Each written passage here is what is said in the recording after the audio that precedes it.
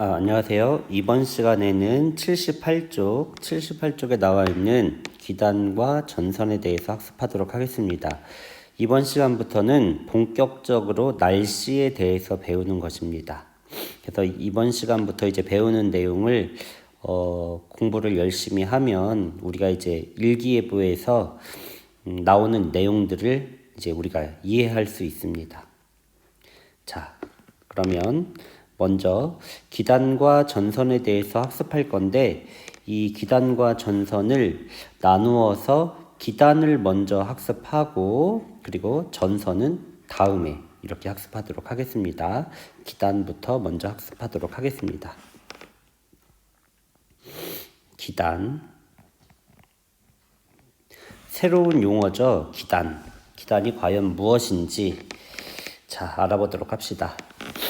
기단의 개념, 그리고 우리나라에 영향을 주는 기단, 무엇이 있는지. 그 다음 두 번째 학습 목표는 이건 이제 다음 시간에 할 건데, 전선의 형성 과정, 그리고 전선 주변의 날씨 변화. 사실 이 두 번째 거, 요게 이제 되게 중요한 겁니다. 왜 그러냐면, 날씨가 이제 본격적으로 나오기 때문이에요. 우리가 이제 비가 오는데 도대체 어디에 비가 오는지 뭐 이런 것들은 이 전선을 제대로 이해하면 그런 것들을 다 예측할 수가 있습니다. 자, 교과서 내용으로 들어가서 기단. 첫째 줄, 공기가 넓은 대륙이나 해양에 오랫동안 머물러 있으면, 여기서 말하고자 하는 건 뭐냐면요, 공기가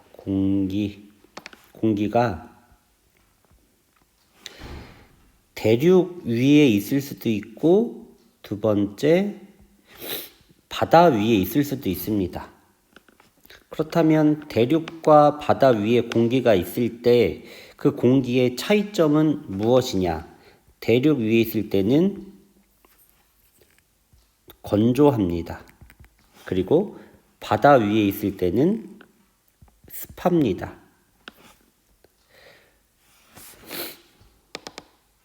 그래서 공기가 대륙이나 해양 어딘가에 오랫동안 머물러 있으면 지표면의 영향을 받습니다. 그래서 공기의 성질이 지표면의 성질과 비슷하게 된다.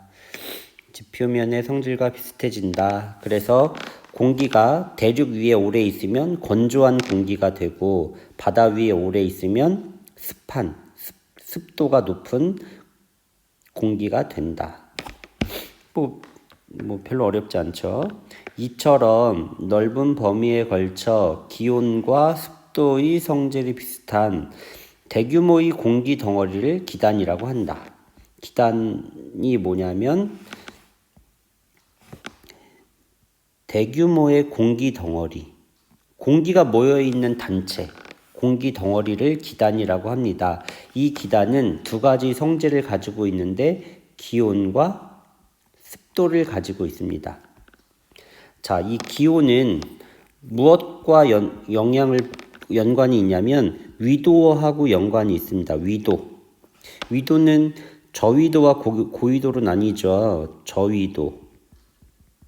저위도는 이제 적도 부근, 그리고 고위도는 극지방. 저위도는 기온이 높죠. 그리고 극지방은 기온이 낮습니다. 자, 습도는 어떻게 나뉘냐면, 아까 우리가 처음에 이제 첫째 줄에서 했듯이 대륙과 해양으로 나눌 수가 있습니다. 대륙 위에 있는 공기는 건조하고 해양 위에 있는 공기는 습하다.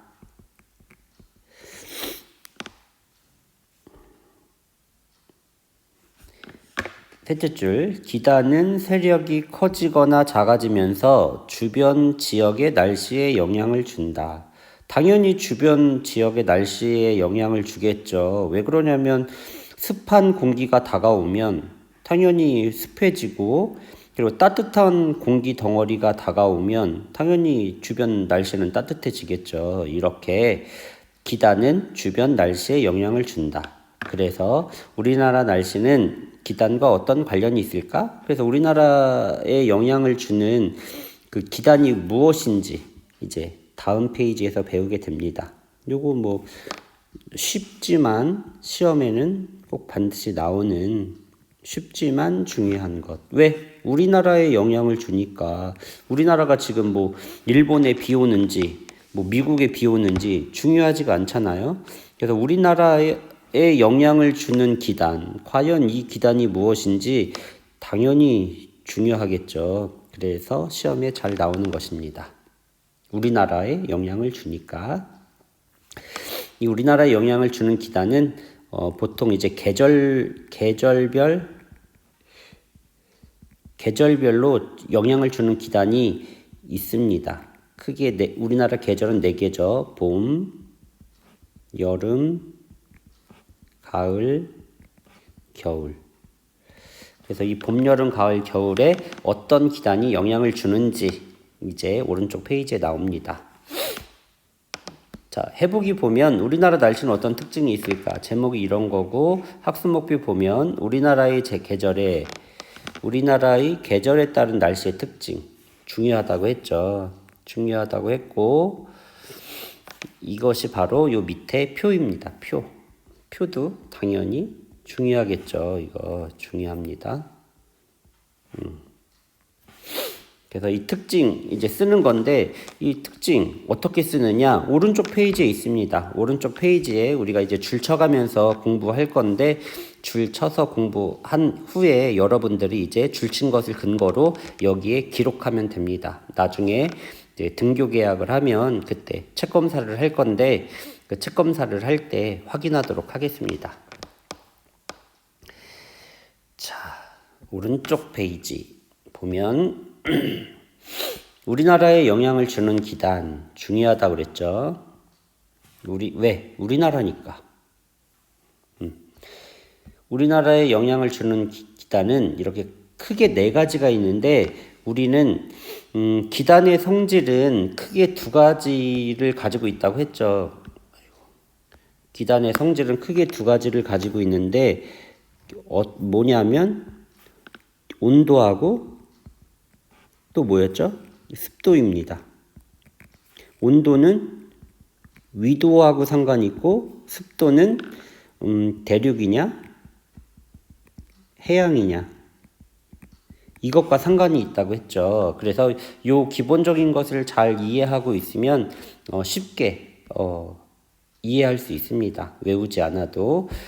자, 위도로 이제 우리나라를 나누면 남북으로 나눌 수 있겠죠. 그래서 남북으로 나누면 이렇게 나눌 수가 있습니다. 이렇게 가로로 이렇게 나누면 이 위쪽은, 그리고 이 밑에 쪽, 위쪽은 고위도, 아래쪽은 저위도죠. 고위도니까 기온이 낮고, 저위도니까 기온이 높을 것입니다. 그리고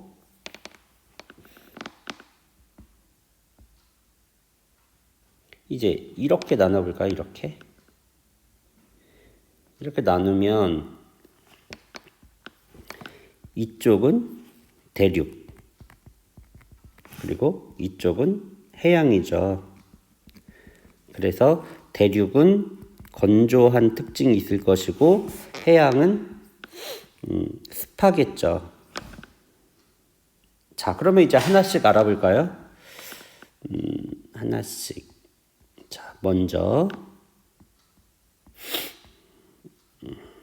시베리아 기단. 시베리아 기단은 언제 영향을 주냐면 겨울철에 영향을 줍니다. 겨울철에 영향을 주는 시베리아 기단. 지난 시간에 배웠는데 뭐 북서풍이 분다고 했죠. 시베리아 기단은 겨울. 외워야 돼요. 시베리아 기단, 겨울. 근데 시베리아 기단은 어떤 특징이 있냐? 위쪽이니까 기온이 낮고, 그리고 대륙이니까 건조해. 왜 기온이 낮아? 고위도니까. 왜 건조해? 대륙이니까. 뭐 이런 특징이 있습니다.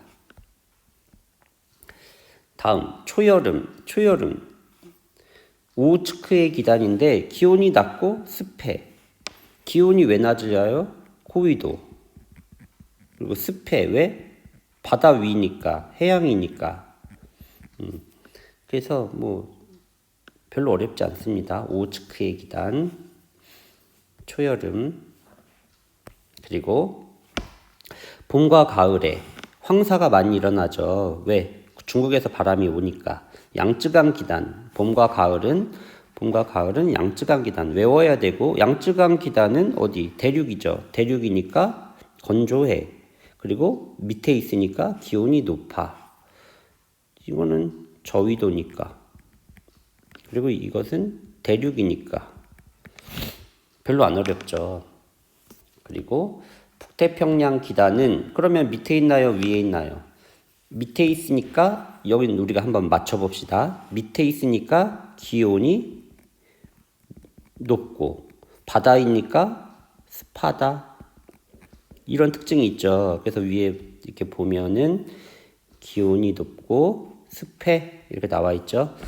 자, 그럼 여러분이 이제 해야 될 일은 뭐냐면 계절별 어떤 기단의 영향을 받느냐 이것을 암기하는 것입니다.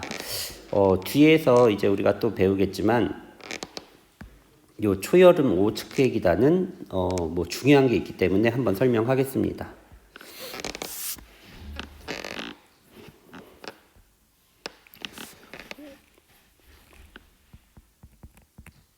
초여름이 지나면 뭐가 되죠? 본격적인 여름이 됩니다. 그러면 초여름과 본격적인 여름 사이에 무엇이 있냐면 요때 장마가 있는 겁니다. 장마철. 장마가 끝나면 본격적인 여름이 되는데 이 장마를 우리가 이제 뒤에서 배우게 됩니다. 근데 뒤에서 어차피 배우니까 미리 한번 설명을 해 놓는 거예요. 뒤에서 또 이해가 잘 될 수 있도록. 장마는 왜 오느냐? 오호츠크해 기단과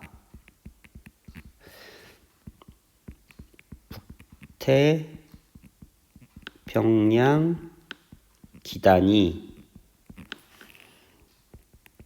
우리나라 위에서 세력 싸움. 장마가 오는 이유는 북태평양 기단과 오호츠크해 기단이 우리나라 위에서 세력 싸움을 합니다. 그래서 얘네가 서로 습하고 습한 기단이 우리나라 위에서 막 싸우기 때문에 비가 많이 오고 결국에 누가 이기냐면 누가 이길까요? 결국엔 북태평양 기단이 이기게 됩니다. 그래서 북태평양 기단이 이겨서 본격적인 여름이 옵니다. 북태평양 기단은 어떤 특징을 가지고 있냐면 기온이 높고 습하죠. 그래서 본격적인 여름이 시작되면 진짜 무더워지고 그리고 습해서 막 찝찝하고 이런 여름이 시작되는 겁니다.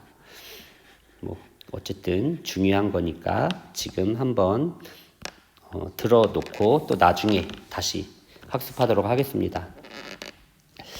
자, 이제 교과서를 줄치면서 계절별 특징에 대해서 한번 알아보도록 하겠습니다. 첫째 줄부터 읽어보도록 합시다.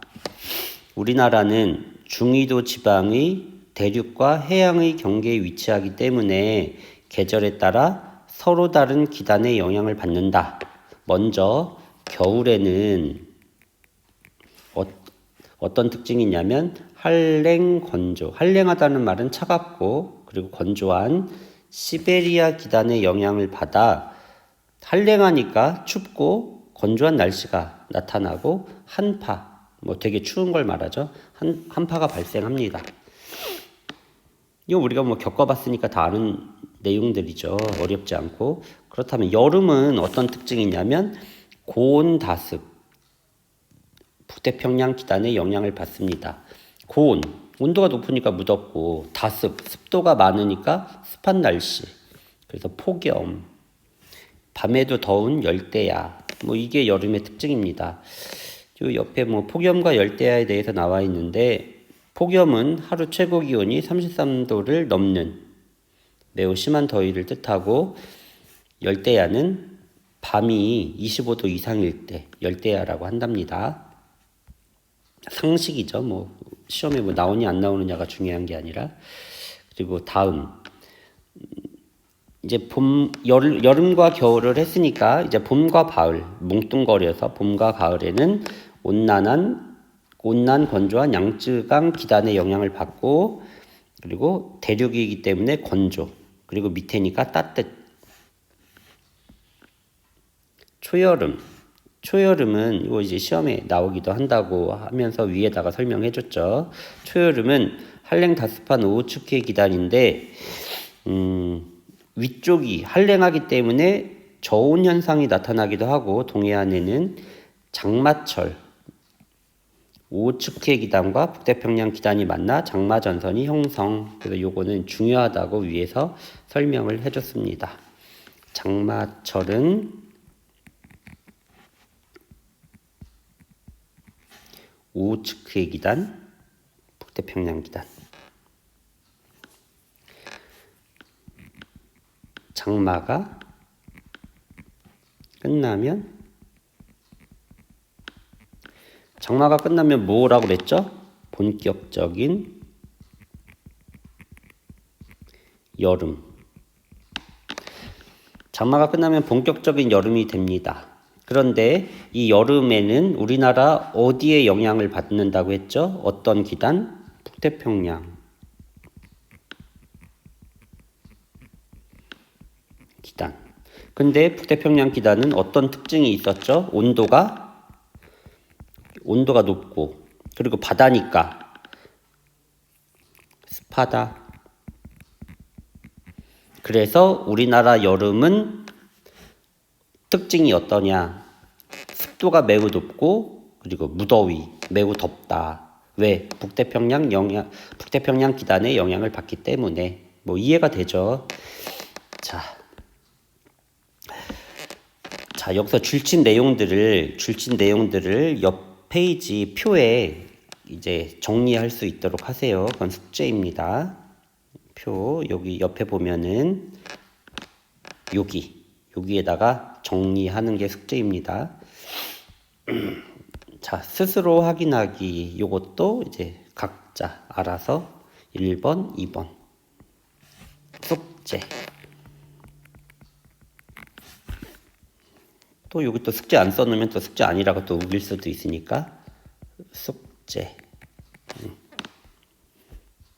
자, 이것으로 기단에 대한 설명을 마치도록 하겠습니다. 다음 시간에는 요 다음 페이지인 전선에 대해서 이제 학습하도록 할 거예요. 전선은 제일 중요하고 어려운 내용입니다. 자, 이것으로 수업을 마치도록 하겠습니다.